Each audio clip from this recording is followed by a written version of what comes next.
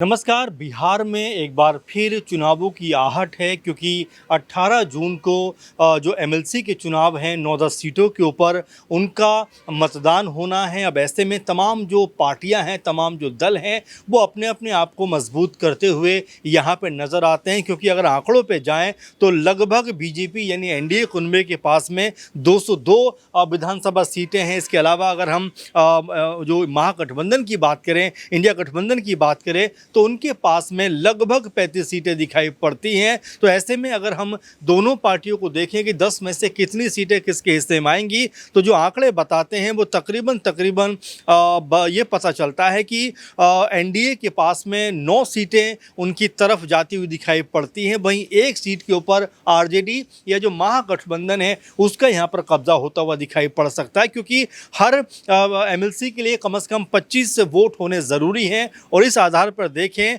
तो आरजेडी के पास 25 का वो आंकड़ा है। इसके अलावा कांग्रेस पार्टी को देखें, उनके पास भी 6 विधायक हैं, वाम दल हैं, उनके पास भी कह सकते हैं कि जो विधायकों की संख्या है वो 4 के आसपास है। तो मिला जुला कर देखा जाए तो ये आंकड़ा 35 के आसपास बन जाता है। वहीं ओवैसी की पार्टी का जिक्र करें, उनके पास भी 5 विधानसभा विधायक हैं, लेकिन फिलहाल जो पूरा रुझान जा रहा है वो बीजेपी और एनडीए के पास में जा रहा है क्योंकि उनके पास में जो आंकड़ा है वो उनको लगभग 9 सीटें दिलाता हुआ दिखाई पड़ सकता है क्योंकि 9 सीटों पर जो चुनाव होगा वो सीटें वो हैं जो यहाँ पर खाली होती हुई दिखाई पड़ती है, यानी कि जिनका 6 साल का जो कार्यकाल है वो पूरा हो गया है, उन सीटों के ऊपर ये मतदान होगा। वहीं एक सीट जो मुख्यमंत्री रहे, एक तरीके से हम कहें कि नीतीश कुमार जी पूर्व मुख्यमंत्री, उनके इस्तीफ़ा देने की वजह से ये सीट खाली हुई है क्योंकि वो राज्यसभा चले गए हैं और मुख्यमंत्री भी अब वो नहीं है क्योंकि सम्राट चौधरी मुख्यमंत्री बन गए हैं।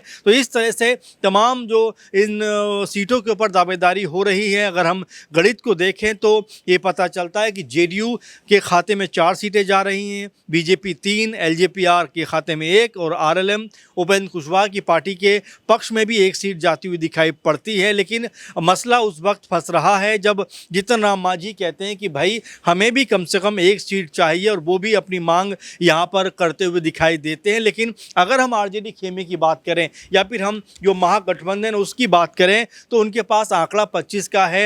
एक एमएलसी वो बना सकते हैं या एक एमएलसी को वो विधान परिषद में भेज सकते हैं। अब ऐसे में वो नाम कौन सा होगा, क्योंकि लगातार 2-3 नामों के ऊपर चर्चा चल रही है और ये 2-3 नामों में से एक नाम का जिक्र करें तो ये नाम निकल कर आता है तेज प्रताप यादव का। जी हाँ, बिल्कुल। अब तक जिस तरह से यादव परिवार से कटे कटे घूम रहे थे, अपनी अलग पार्टी बना ली जेजेडी के नाम से, लेकिन अब ऐसा लगता है कि उनको आरजेडी शायद कह सकते हैं कि विधान परिषद भेजती हुई दिखाई पड़ सकती है। और इसकी सुगबुगाहट जिस तरह से लग रही है तो ऐसा लगता है कि क्या उनकी पार्टी का विलय आरजेडी में होता हुआ दिखाई पड़ेगा। तो आखिर उनके ऊपर जो प्रतिबंध लगाया गया था 6 साल का, उसका क्या होगा, ये भी कहीं ना कहीं जवाब देना पड़ेगा। और एक नाम और भी है जो लगातार चर्चाओं में बना हुआ है, रोहिणी आचार्य का, क्योंकि वो भी जो अपने भाई से और तमाम परिवार के लोगों से खफा दिखाई पड़ी थी। उन्होंने तमाम तरह की बातें सोशल मीडिया के जरिए सामने रखी थी।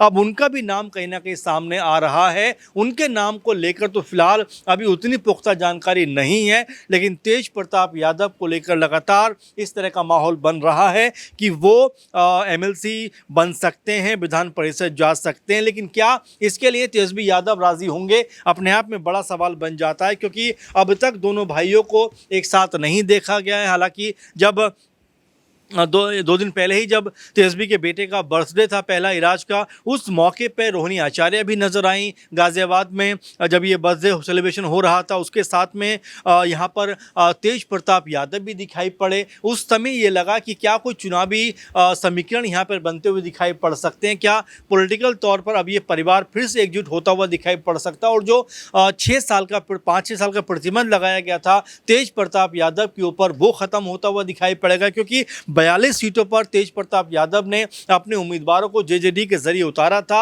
और अपनी सीट समेत वो तमाम जिन सीटों पर प्रत्याशी उतारे थे सब पे चुनाव हार जाते हैं। तो ऐसे में पॉलिटिकल जो उनकी स्थिति है वो बेहद कह सकते हैं कि कोई बहुत ज़्यादा मजबूत दिखाई नहीं पड़ती है। तो क्या यहाँ पर एक बार फिर आरजेडी उनको विधान परिषद भेज सकती है? और ये भी सुनने को आ रहा है कि बातचीत तो हुई है, लेकिन यहाँ पर तेज प्रताप यादव ये कहना चाहते हैं कि भाई अगर उनको आप भेजना चाहते हैं तो उनकी ही पार्टी से, यानी कि उनकी पार्टी के सिंबल पर ही आप उनको विधान परिषद भेजिए। तो ऐसे में अब इस तरह की तनातनी का माहौल बनता हुआ दिखाई पड़ता है। वहीं बीजेपी खेमे की बात करें तो वहाँ पर भी अभी जो चेहरों का चुनाव है वो नहीं हो पाया है। जेडीयू खेमे में भी लगातार अभी कौन कौन से चेहरे होंगे इसको लेकर कोई पुख्ता जानकारी नहीं है। एलजेपीआर से कौन जाएगा उसके बारे में भी कुछ पता नहीं है। आरएलएम से अगर एक सीट उनको मिलती है तो दीपक प्रकाश जो है पंत कुशवाहा के बेटे, उनको विधान परिषद भेजा जा सकता है, इसकी पुख्ता उम्मीद है। अब ऐसे में जीतनराम मांझी का ये कहना है कि भाई एक एमएलसी हमें भी चाहिए। तो क्या अब इसमें जेडीयू या बीजेपी में से कोई एक सीट यहाँ पर कम होती हुई दिखाई पड़ेगी, ये अपने आप में सवाल बनता हुआ नजर आता है। तो कई तरह के अभी कह सकते हैं इसमें दाव पेच हैं जो आने वाले दिनों में दिखाई पड़ेंगे। चूंकि 1 तारीख से जो नामांकन प्रक्रिया है वो शुरुआत हो जाएगी और 8 तारीख तक यानी 8 जून तक ये प्रक्रिया चलती हुई दिखाई पड़ेगी। 9 जून को तमाम जो कागजात होंगे उनकी जांच परख होगी और 10 से 11 के बीच में अपने नाम वापस लिए जा सकते हैं। 18 जून को जब मतदान होगा 9 बजे से 4 बजे तक, और 4 बजे जब ये मतदान ख़त्म होगा उसके बाद 5 बजे से वोटों की गिनती का काम शुरू हो जाएगा। और ये मानकर चलिए कि 6-7 बजे तक जो है रिजल्ट सामने आ जाएगा। लेकिन फिर हम देखें पूरे आंकड़ों पे जहां पर नज़र दौड़ाएं तो जिस तरह से 9 सीटों पर लगभग बीजेपी मजबूत स्थिति में है, तो क्या 10वीं सीट भी उनकी तरफ जा सकती है? क्या ये मानकर चला जाए कि जो बीजेपी लगातार कह सकते हैं अपनी स्थिति को मजबूत करने के लिए जानी जाती है, क्या कोई तिकड़म यहाँ पर भिड़ा सकती है? ये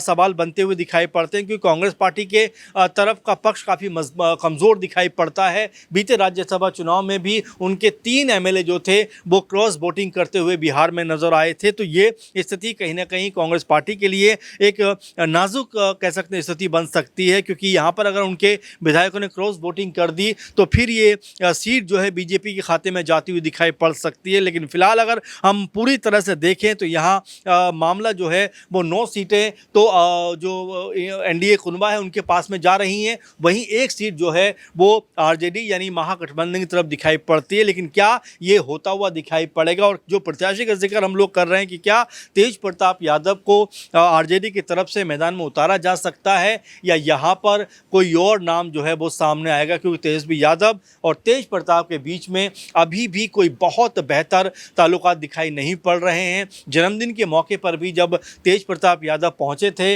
अपने भतीजे को वहां पर जो है खूब उसका अच्छे से ख्याल भी रख रहे थे, लेकिन उसके बावजूद भी दोनों भाइयों का कहीं भी फोटो साथ में नहीं है। तो क्या अभी भी एक तरीके से तेजस्वी यादव ने तेज प्रताप यादव को माफ़ नहीं किया है या अभी भी आपस में दोनों भाइयों के बीच में बातचीत नहीं होती है? और जिस तरह की ये बातें सामने आ रही हैं, क्या तेजस्वी यादव इस पर मोहर लगाते हुए नजर आएंगे कि तेज प्रताप यादव को वो राज्यसभा भेजना जो विधान परिषद भेजना चाहते हैं? क्या इस बात के पुख्ता तौर पर वो बात करते हुए दिखाई पड़ेंगे? फिलहाल अभी माहौल बनता हुआ दिखाई पड़ रहा है, चूँकि 2 दिन की बात है। 2 दिन के बाद में नामांकन प्रक्रिया जब शुरू हो जाएगी तो वो कौन सा नाम है जिस नाम पे मोहर लगेगी वो देखना होगा। क्योंकि तेज प्रताप यादव, रोहिणी आचार्य लगातार आरजेडी खेमे से अपने नाम या उनके जो नाम के चर्चे हैं वो आगे बढ़ते हुए दिखाई पड़ते हैं। और वहीं जिस तरह से अभी तक इस जो एनडीए कुनबे की बात करें तो जीतनराम मांझी अभी तक पूरे मसले से जो बाहर चल रहे हैं, क्योंकि वो चाहते हैं कि उनको भी एक एमएलसी मिले। तो क्या उनकी मांग पूरी होती हुई दिखाई पड़ेगी? तो अभी फिलहाल पॉलिटिकल तौर पर कई सारी चीज़ें सामने आना बाकी हैं। फिलहाल के प्रोग्राम में इतना ही। आप लगातार बने रहें, बिहार के मुद्दों पर हम तमाम जानकारी आपके सामने लेकर आते रहेंगे। इस प्रोग्राम में इतना ही। आप लगातार बने रहें। धन्यवाद।